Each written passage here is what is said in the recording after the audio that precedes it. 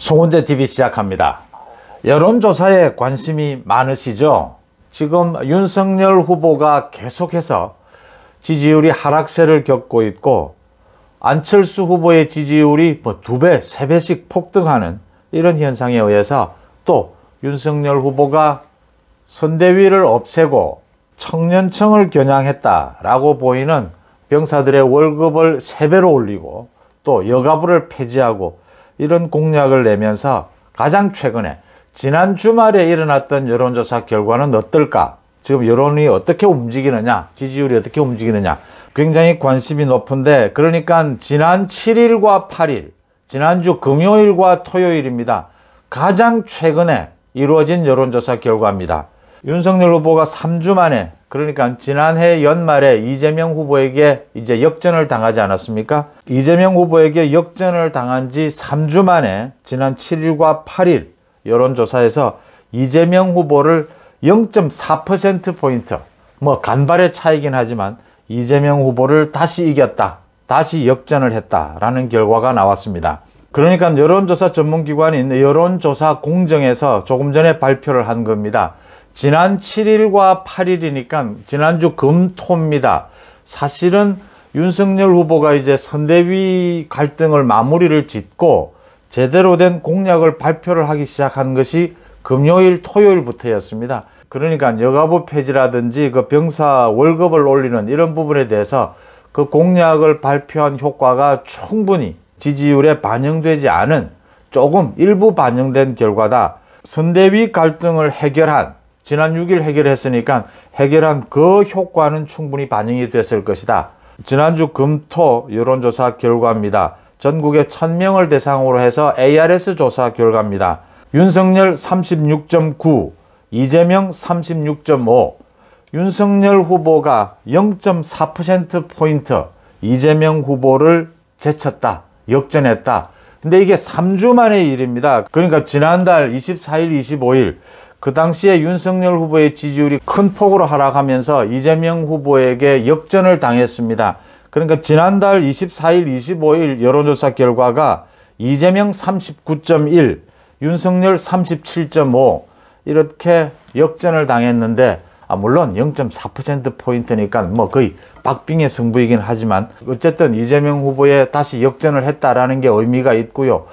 윤석열 후보 같은 경우에는 그러니까 지난해 11월 지금 한 달 반 전입니다. 그때부터 여론조사 공정의 여론조사 결과에 의하면은 한 달 반 전부터 계속해서 지지율이 하락하고 있다가 이번에 처음으로 반등으로 돌아섰다.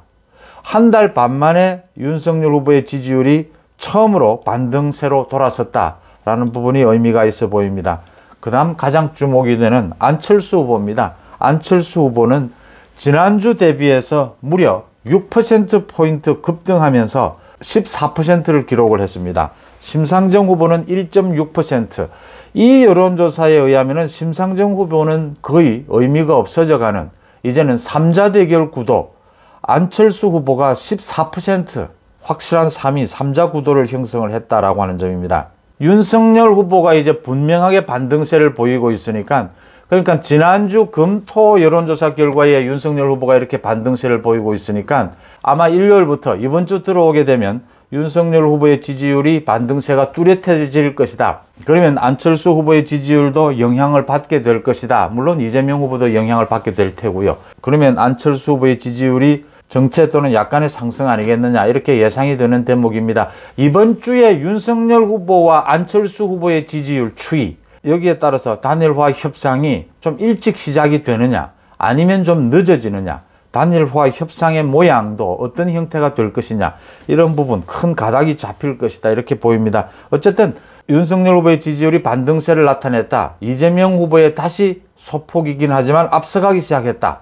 라고 하는 게 새해 들어서 첫 여론조사 결과로 확인이 됐다는 점이고요. 안철수 후보의 상승세, 거의 폭등세다라고 볼 수가 있는데, 두 자릿수 지지율에서 안철수 후보가 정착하는 그런 모습을 보여주고 있다라는 게 특징입니다. 윤석열 후보의 이 같은 지지율 상승은 20대, 30대에서 다시 지지율이 오르고 있다. 윤석열 후보가 3명 후보 가운데 가장 1위를 차지를 했다. 다시 회복을 했다라고 하는 부분이고요. 대전, 충남북, TK, PK에서 윤석열 후보가 우세를 이어가고 있다. 또 윤석열 후보는 60대 이상에서는 여전히 압도적인 우위를 이어가고 있습니다. 윤석열 후보가 2030에서 다시 지지율을 1위를 회복을 했다. 20대에서 윤석열 후보는 29.2, 안철수는 28.9, 이재명은 24.2, 윤석열 후보가 다시 1위를 차지를 했습니다. 30대에서도 윤석열은 35.2, 이재명은 33.7, 안철수는 14.9, 30대에서도 윤석열 후보가 다시 1위를 차지했다. 윤석열 후보가 60대 이상에서는 압도적인 이재명 대비해서 우위를 차지하고 있으니까 2030에서 이제 다시 우위를 차지를 했다. 그래서 세대 포위론이라고 이야기를 하죠. 2030의 이 지지율을 계속해서 이어갈 수 있다면 이재명 후보와의 차이를 더 벌려갈 수 있을 것이다. 이렇게 예상이 되는 대목입니다.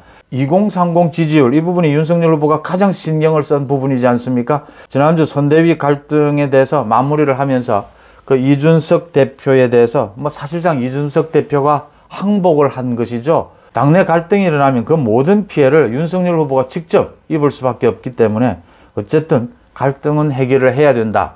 윤석열 후보가 이준석 대표의 손을 다시 잡았다. 그리고 이어서 여성가족부 폐지, 일반 병사들에 대한 월급, 봉급이라고 하죠. 3배 올린다. 이렇게 파격적인 공약들, 2030을 겨냥한 공약들을 내걸면서 아마 이 공약들은 충분히 이번 지지율, 여론조사에 반영이 되지는 않았을 겁니다. 그런데 적정 부분 반영이 됐는데도 불구하고 이렇게 지지율이 반등세를 보였다. 이재명을 다시 제쳤다라고 하는 점에서 아마 이번 주 들어서 지지율, 여론조사 결과가 곧 또 내일 모레 되면 발표가 될 겁니다. 그러면 윤석열 후보의 지지율이 좀 많이 오를 것이다. 이렇게 예상이 되는 대목입니다. 가장 주목이 되는 것은 역시 안철수 후보입니다. 안철수 후보의 지지율이 이렇게 10%대에서 안착을 하게 되면 후보 단일화 압력, 후보 단일화 요구가 굉장히 커질 수밖에 없습니다. 문제는 이렇게 지지율이, 안철수 후보의 지지율이 계속 오르게 되면 후보 단일화 논의가 현재로서는 일어날 수가 없습니다. 이렇게 지지율이 움직이는, 상승하든 하락하든 어느 정도 안착을 해야 이제는 후보 단일화 얘기가 나올 수 있는 것이죠. 그러니까 한 자릿수일 때의 후보 단일화, 두 자릿수일 때의 후보 단일화, 20% 언저리가 되는, 안철수 후보의 지지율이 20% 언저리가 되는 후보 단일화는 모양이나 시기 모두가 달라질 수 있다고 하는 점에서 관심을 끌 수밖에 없는데, 안철수 후보의 지지율이 어떻게 될 것이냐, 윤석열 후보의 지지율이 오르기 시작했으니까 안철수 후보의 지지율, 이 급등세는 아마 수그러들게 될 것이다. 그렇지만 강세를 보이지는 않겠느냐, 계속 이 같은 강세가 어느 정도는 이어지지 않겠느냐, 이렇게 예상이 되면서 가장 반가운 것은 윤석열 후보의 지지율이 다시 반등세로 돌아섰다. 이 여론조사 공정의 조사에 의하면은 한 달 반 만에 다시 윤석열 후보의 지지율이 반등세로 돌아섰고, 지난달 이재명에게 역전을 당했던 윤석열 후보, 3주 전에 역전을 당했던 윤석열 후보가 3주 만에 이재명에게 소폭이긴 하지만 이재명을 제치고 다시 역전에 성공했다라고 하는 부분입니다. 이 같은 윤석열 후보의 지지율 상승세가 이번 주 내내 계속되지 않을까, 더욱 강해지지 않을까, 이렇게 예상이 되는 대목입니다. 송은재TV 마칩니다. 고맙습니다.